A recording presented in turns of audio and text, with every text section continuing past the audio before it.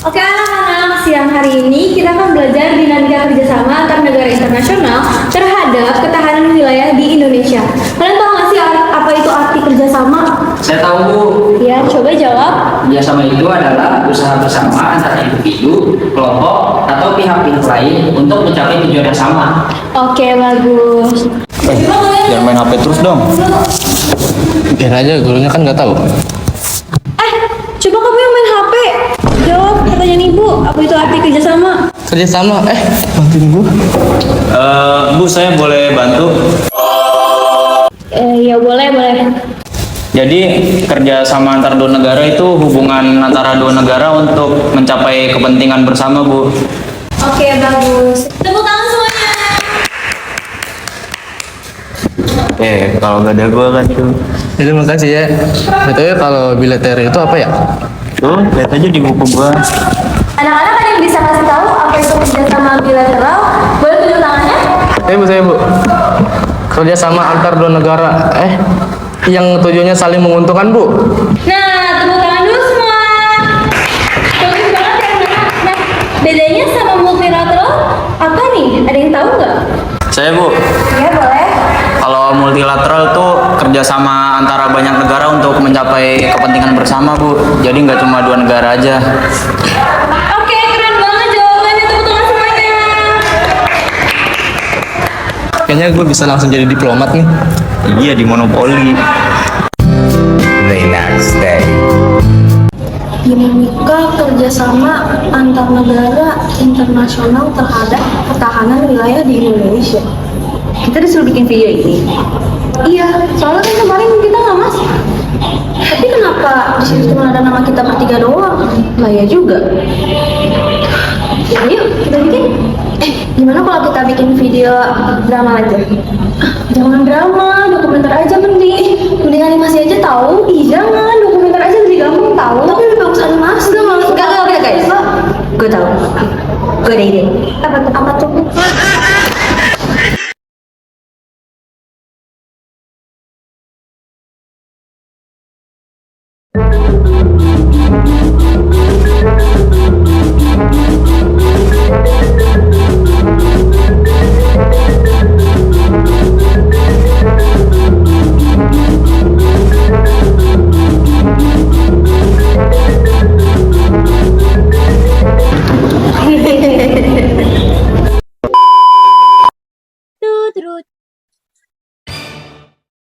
Ada yang lagi duduk tuh. Kita tanyain yuk. Boleh? Yuk. Kakak. Boleh tanya nggak kak? Iya, mau nanya musik kesukaan aku. Bukan itu. Aku mau yang lain. Oh, fusion buat nanti artis. Bukan fusion. Bikin kayak aku. Ih, ger banget sih. Enggak, bukan. Aku mau nanyain luas wilayah benua Eropa itu berapa sih kak? Oh, boleh. Sini dah aku jelasin. Benua Eropa itu memiliki kira-kira 10,18 juta kilometer persegi atau setara dengan 2% permukaan bumi. Itu ya kak. Kak, boleh jelasin lebih banyak lagi nggak sih kak? Soalnya aku makin penasaran nih tentang benua Eropa. Boleh sih, tapi kita cari tempat duduk dulu gimana? Ayo. Oke. Benua Eropa juga disebut sebagai benua terkecil kedua setelah Australia dan diapit oleh Samudra Arktik di utara. Dan pastinya banyak benua-benua lain ya kak? Iya, betul. Ada banyak. Oke, terima kasih. Kita cari target yuk. Ayo. Sana yuk. Ayo. Ada target tuh. Yuk samperin. 1, 2, 3. Assalamualaikum warahmatullahi wabarakatuh. Salam kebajikan. Salam redaksi. Salam pramuka. Apakah kakak tahu posisi benua Eropa itu strategis atau enggak? Bentar, pelan-pelan dong. Apakah posisi Ya, pelan-pelan banget, woy.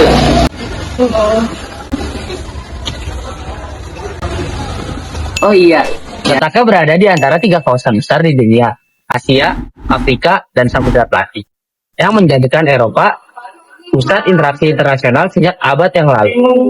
Di era globalisasi, tidak ada negara yang bisa maju sendirian. Indonesia dan negara-negara Eropa terus membangun kerjasama untuk menciptakan masa depan yang lebih sehat dan cerdas. Dalam bidang pendidikan, pastinya Indonesia sudah bekerja sama nih dengan negara-negara Eropa melalui beasiswa dan pertukaran pelajar. Kayak contohnya Erasmus Plus dan pertukaran universitas internasional. Nah, mungkin aja nih kalau kalian yang tahu ada banyak banget loh program-program leadership yang biasanya kita tuh keluar negeri buat sekedar mengunjungi universitas itu. Keren banget gak sih? Dalam bidang kuliner, Indonesia terus memperkuat kerjasamanya dengan negara-negara di Eropa untuk mempromosikan makanan dan budaya di Indonesia. Pertama, melalui penyelenggaraan Festival Kuliner Indonesia di Eropa, melalui dukungan KBRI, Indonesia mengadakan acara seperti Indonesian Food Festival, Indonesia Culinary Festival, Gastro Week, dan Taste of Indonesia. Bekerja sama dengan chef dan importer kuliner dari berbagai negara di Eropa. Dalam bidang olahraga, Indonesia terus menjalin kerjasama dengan negara-negara di Eropa untuk meningkatkan prestasi atlet nasional. Pertama, melalui program pelatihan dan pemusatan latihan atlet. Jadi Indonesia tuh mengundang beberapa pelatih dari negara-negara di Eropa seperti Jerman, Spanyol, Italia, dan lain-lain. Dalam bidang pariwisata, Indonesia aktif menjalin kerjasama dengan negara-negara Eropa untuk meningkatkan promosi destinasi dan kualitas layanan pariwisata nasional. Pertama, melalui penyelenggaraan Festival Pariwisata Internasional di Indonesia. Indonesia mengadakan ajang besar seperti Bali and Beyond Travel Fair dan Indonesia Tourism Investment Forum. Oh nggak sih, Indonesia dan Eropa itu punya kerjasama yang luas banget tahu lewat program PCA tahun 2014. Nah, kerjanya itu tuh nyentuh hal-hal yang penting untuk masyarakat. Yang pertama itu tuh di ketenaga kerjaan ada Triple Win Project, pengiriman perawat Indonesia ke Jerman dengan pelatihan bahasa, budaya, dan perlindungan kerja penuh. Dan yang kedua di pendidikan, Erasmus ngasih peluang mahasiswa atau dosen Indonesia belajar ke Eropa. Dan mahasiswa yang bikin mahasiswa Eropa belajar budaya Indonesia. Dan yang ketiga di dialog lintas agama Indonesia, EU Interfaith Dialog jadi ruang berbagi praktik toleransi, baik lewat kunjungan tokoh agama maupun program short course. Dan yang keempat, dalam kemanusiaan, Indonesia bantu Ukraina dan bangun rumah sakit lapangan di Turki setelah gempa. Dan yang terakhir, untuk petani kecil, lewat Joint Working Group on Palm Oil, Indonesia memperjuangkan agar standar Eropa tetap melindungi mata pencaharian mereka. Kalian tahu nggak tuh kalau ngomong teknologi itu bukan hebat atau kamera canggih, tapi juga soal kolaborasi internasional. Nah, kalau kerjasama Indonesia dan Eropa, ya dalam hal teknologi adalah pertama ada Uni Eropa bekerja sama dengan Indonesia melalui proyek EU Indonesia Cooperation on Digital and Natural. Yang kedua, investasi dan kolaborasi teknologi hijau. Yang ketiga, kolaborasi riset dan inovasi melalui program Erasmus dan Horizon Europe. Yang keempat, kerjasama industri teknologi digital. Yang kelima, perkembangan startup dan ekosistem inovasi. Jadi gini, Indonesia tuh nggak jalan sendiri. Di bidang politik, kita itu sering banget menjalin kerjasama dengan banyak negara.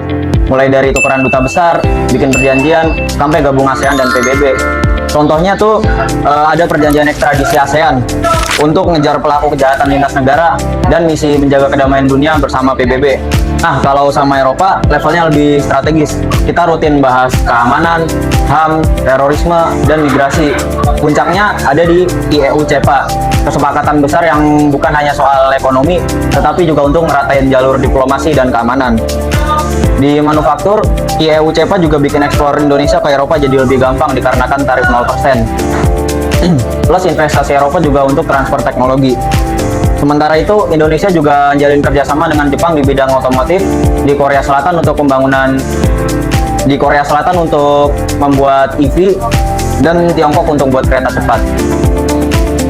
Juga menjalin kerjasama dengan berbagai negara Eropa untuk meningkatkan kualitas transportasi nasional. Kerjasama pertama adalah di sektor maritim dan pelabuhan. Melalui konsep Smart Port dan Green Port Indonesia mendapatkan transfer teknologi dari perusahaan Eropa untuk modernisasi pelabuhan, digitalisasi logistik, dan pengelolaan pelabuhan yang lebih efisien. Kerjasama kedua adalah transportasi berkelanjutan. Eropa mendukung Indonesia dalam pengembangan. Pertama, moda transportasi listrik, sistem manajemen emisi kendaraan. Manfaat kerjanya antara lain itu transfer teknologi, penguatan ekonomi melalui ekspor, impor, dan pariwisata, dan yang terakhir peningkatan standar keselamatan dan layanan transportasi.